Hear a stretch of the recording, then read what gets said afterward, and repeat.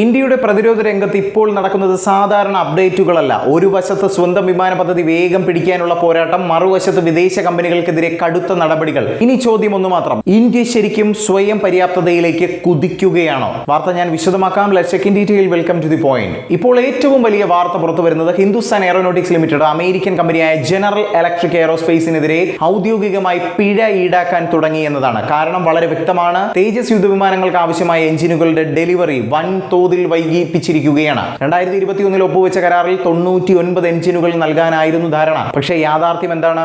ഇതുവരെ കിട്ടിയത് വെറും 6 എഞ്ചിനുകൾ മാത്രം, അതും വാഗ്ദാനം ചെയ്ത സമയപരിധിക്കും പിന്നിൽ. ഇത് നേരിട്ട് ബാധിച്ചത് ഇന്ത്യയുടെ സ്വന്തം യുദ്ധവിമാനമായ HAL തേജസ് Mk-1A പദ്ധതിയെയാണ്. നിർമ്മാണം തയ്യാറായിട്ടും എഞ്ചിൻ ഇല്ലാത്തതിനാൽ നിരവധി വിമാനങ്ങൾ പൂർത്തിയാക്കാൻ കഴിയാത്ത അവസ്ഥയിലാണ് ഇപ്പോൾ കാര്യങ്ങൾ പോകുന്നത്. ഇതിനു പിന്നിലെ കാരണം എന്താണെന്ന് ചോദിച്ചാൽ ആഗോള സപ്ലൈ ചെയിൻ പ്രശ്നങ്ങളും പശ്ചിമേഷ്യയിലെ സംഘർഷങ്ങളും പ്രധാന ഘടകങ്ങളാണെന്നതാണ് അമേരിക്കൻ കമ്പനി പറയുന്നത്. എന്നാൽ ഇന്ത്യ ഇപ്പോൾ ഈ പ്രശ്നം കണ്ടു നിൽക്കുന്നില്ല.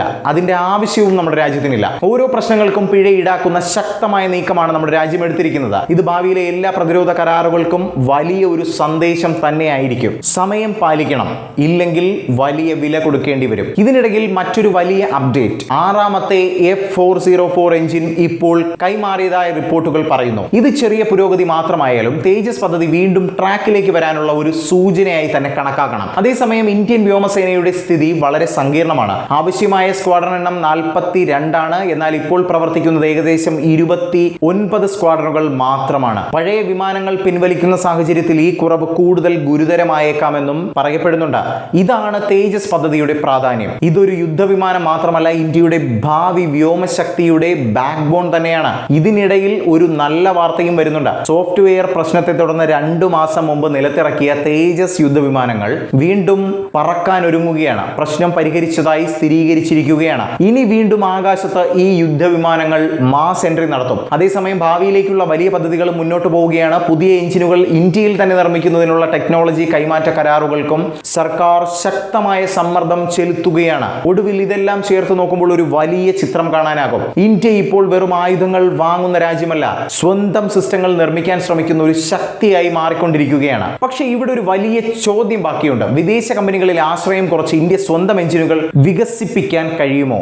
ഇത് സാധിച്ചാൽ മാത്രം തേജസ് പോലുള്ള പദ്ധതികൾ യഥാർത്ഥ വിജയ കഥകളായി മാറും. അല്ലെങ്കിൽ ഇത്തരം വൈകല്യങ്ങൾ വീണ്ടും ആവർത്തിക്കപ്പെട്ടേക്കാം. ഇനി അടുത്ത ചില മാസങ്ങൾ ഇന്ത്യയുടെ പ്രതിരോധ ഭാവി നിർണ്ണയിക്കുന്ന നിർണായക സമയം തന്നെയായിരിക്കും. എന്തായാലും എഞ്ചിൻ ഷോർട്ടേജ് ഒക്കെ നമ്മുടെ രാജ്യം മറികടക്കുക തന്നെ ചെയ്യും. നമ്മുടെ രാജ്യം സ്വന്തമായി ഇൻഡിജീനിയസ് എഞ്ചിൻ, അല്ലെങ്കിൽ നമ്മുടെ സ്വന്തം രാജ്യത്ത് തന്നെ നിർമ്മിക്കുന്ന എഞ്ചിനുകൾ വികസിപ്പിക്കും.